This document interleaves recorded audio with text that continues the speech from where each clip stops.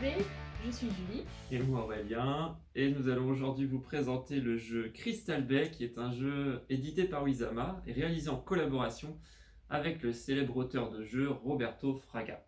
Donc ce jeu mêle mémoire et stratégie entre 2 à 4 joueurs pour des parties d'environ 30 à 45 minutes.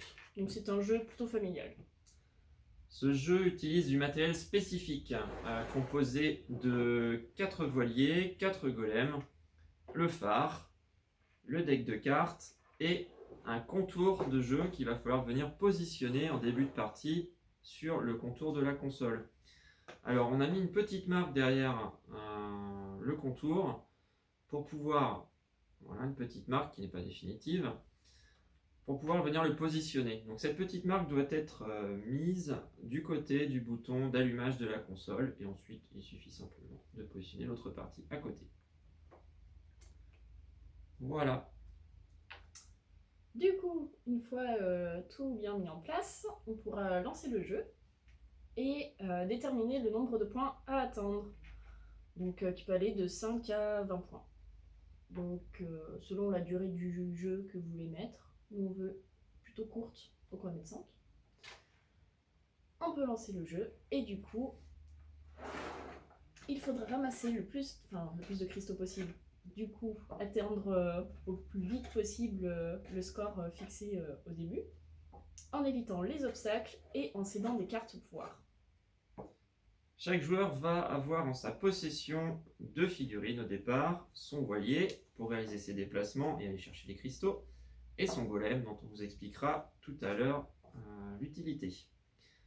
Donc pour commencer la partie, chaque joueur va venir positionner son petit voilier sur la position qui est montrée, et le phare, lorsque tous les joueurs ont positionné leur voilier, le phare sur l'île du milieu. Exactement. Donc dans ce jeu, le premier joueur est choisi aléatoirement par le jeu. Et du coup, la suite se déroule dans le sens des aiguilles d'une montre. Et là, c'est à mon tour de jouer. Donc la première phase de jeu, ça va être l'observation. Donc là, Julie touche le phare, ce qui va déclencher la rotation du faisceau du phare. Ce faisceau illumine donc les fonds marins et permet d'identifier les obstacles durs, donc des rochers, des obstacles mous tels que des algues, et les cristaux. Le but du jeu est donc d'aller chercher les cristaux en évitant les obstacles. Pourquoi les cristaux? Parce que ce sont les cristaux qui vont vous permettre de récupérer des points, donc en allant dans n'importe quel port. Alors, c'est à mon tour de jouer les cartes.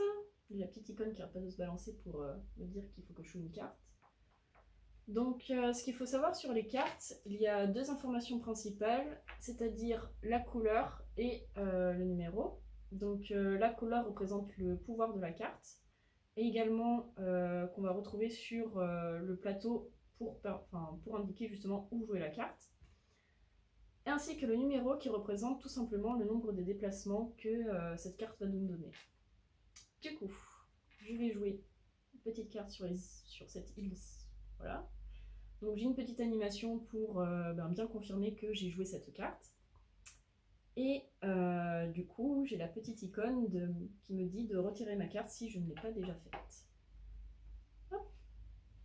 Donc vous avez aussi pu constater qu'il y avait des plus grosses îles qui va permettre justement de faire jouer des combos de cartes qu'on vous détaillera plus tard. Donc là, Julie va réaliser son déplacement. Donc elle avait joué une carte de puissance 1, donc elle a un seul déplacement possible. Les déplacements se font toujours de manière orthogonale et on ne peut pas revenir en arrière puisqu'à chaque déplacement on va dévoiler finalement s'il y a un obstacle ou un cristal sous le bateau. Donc on ne peut pas revenir en arrière. Et on est obligé de réaliser l'ensemble de ces déplacements. Exactement. Du coup j'ai joué ma carte, forcément je la défausse et j'en pioche une autre pour refaire ma main à 5 cartes. La dernière phase de jeu, ça va être de jouer le golem. Donc le golem, c'est donc la figurine qu'on a donnée au départ. Cette figurine-là va passer à chaque fois donc, de l'extérieur du plateau vers l'intérieur, donc vers la mer. Donc un tour sur 2. Donc au premier tour, elle vient forcément se positionner sur le pourtour extérieur du plateau de jeu pour réserver un emplacement. Donc quand on vient venir la positionner dessus, ça va venir à la fois bloquer un emplacement, donc empêcher les autres joueurs de venir positionner une carte dessus, et ça va également permettre de remplacer une carte dans le cadre des combos qu'on vous expliquera tout à l'heure.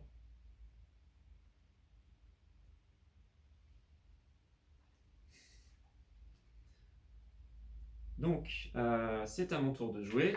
Les mêmes 3 phases vont se réaliser. Le phare d'abord, les cartes ensuite et le golem. Voilà. Et on continue comme ça jusqu'à ce qu'un des joueurs ait atteint le nombre de points qui ont été déterminés au départ. Allez. Regarde. Ouais, je regarde. Enfin, non, va. regarde pas Il y plutôt. en a un qui est pas trop loin. Donc vous verrez que les cartes ont donc des pouvoirs différents. On va maintenant vous détailler ces différents pouvoirs. Donc, il y en a 5 qui correspondent aux 5 couleurs.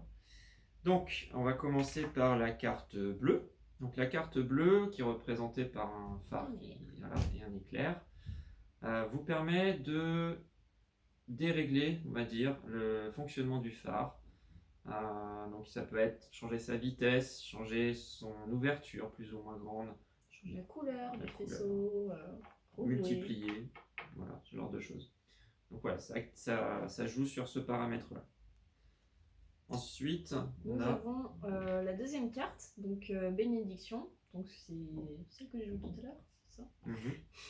Et du coup qui permet de faire pleuvoir une pluie de cristaux dans la baie. Donc grosso merdo, juste rajouter des cristaux dans le fond de la baie. La troisième couleur, ça va être la couleur jaune, donc ça c'est le fléau.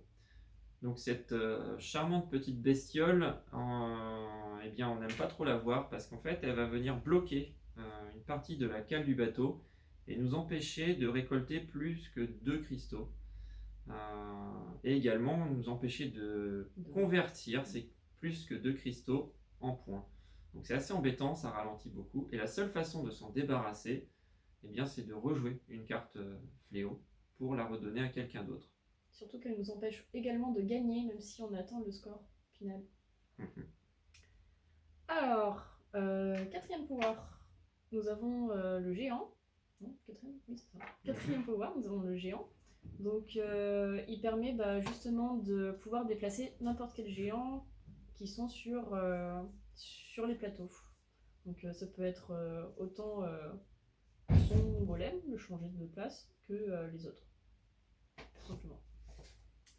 Et la dernière couleur que je n'avais pas en main, donc je suis allé la chercher, c'est la carte rouge, donc c'est la carte grappin. Donc cette carte-là vous permet de charger un grappin sur votre bateau, donc pendant votre tour de jeu.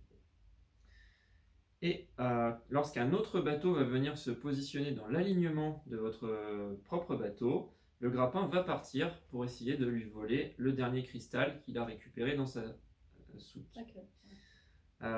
Cependant, le grappin est un grappin normal, sous-marin, donc il va donc s'arrêter au moindre obstacle. Donc si c'est un rocher ou une algue, le grappin s'arrête et il ne se passe rien. Si le grappin rencontre un cristal, ça peut également vous permettre de ramasser des cristaux donc qui sont un peu éloignés de votre position.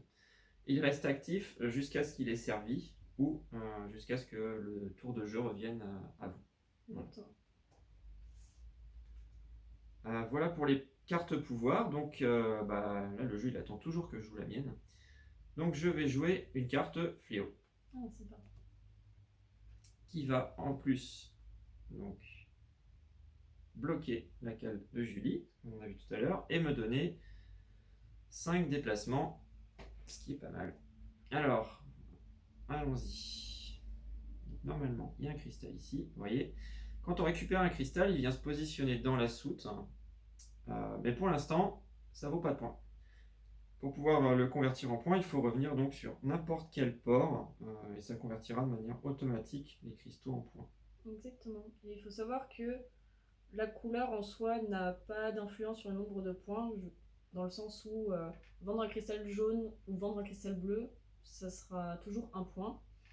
Il existe cependant un multiplicateur lorsque vous ramassez plusieurs cristaux de la même couleur. C'est-à-dire que du coup, si vous allez vendre, entre guillemets, vos cristaux, enfin 3 cristaux bleus, du coup, vous allez avoir un multiplicateur du nombre de cristaux de couleur. Donc voilà, si j'ai dit que vous allez vendre 3 cristaux bleus, bah du coup 3 x 3, donc 9 points. Vous allez récupérer 9 points. Je vais y arriver. Voilà, c'est une stratégie qu'il faut absolument avoir puisque ça vous permet d'atteindre pratiquement le nombre de points final en un seul coup. Exactement. Mais c'est très risqué puisque là vous allez voir, si j'ai pas de chance, je ne sais pas. Voyons voir, tac, tac, voilà, je me prends un obstacle.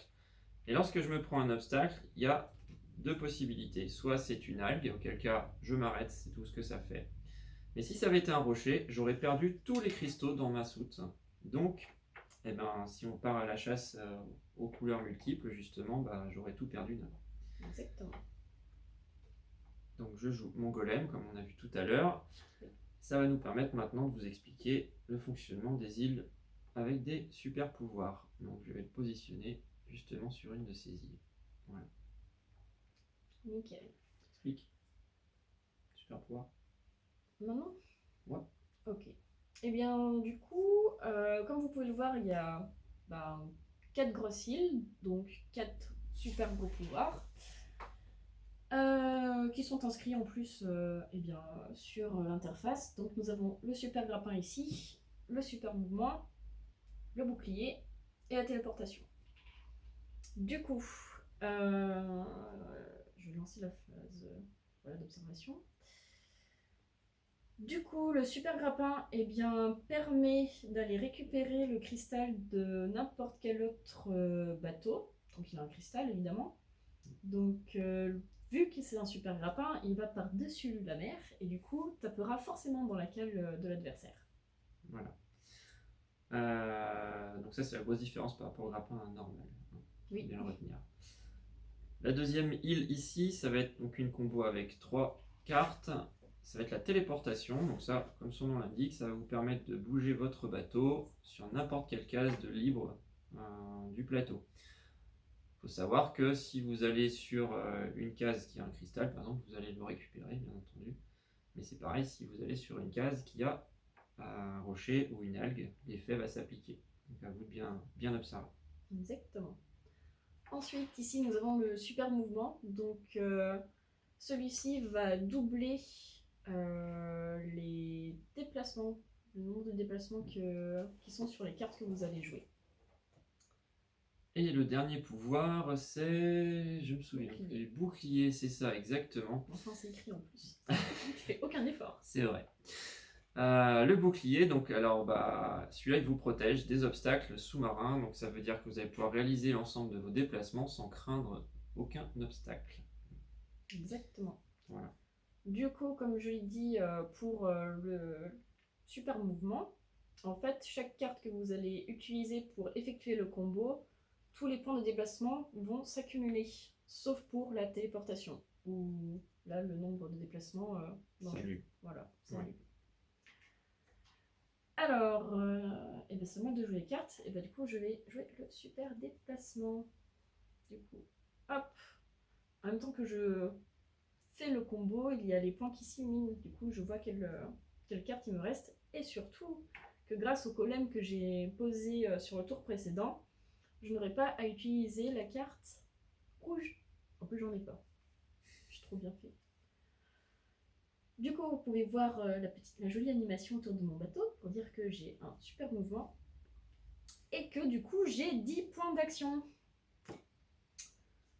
C'est pas forcément un avantage, hein. Faut voir. Sauf sur une bonne mémoire. Exactement. Donc, oui. Voilà. Ballot, t'avais aucun cristal. Oui, je sais. C'est pas grave. Je me suis pas pris de rocher. C'est vrai. Du coup, nous arrivons sur la phase du golem et surtout du positionnement du temple jusqu'à l'océan ou la mer.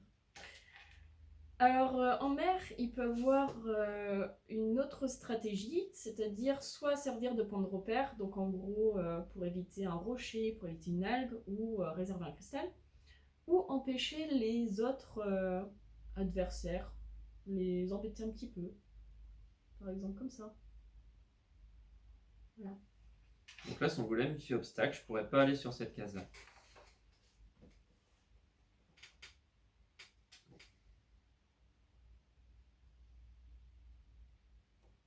Mhm. Et oui.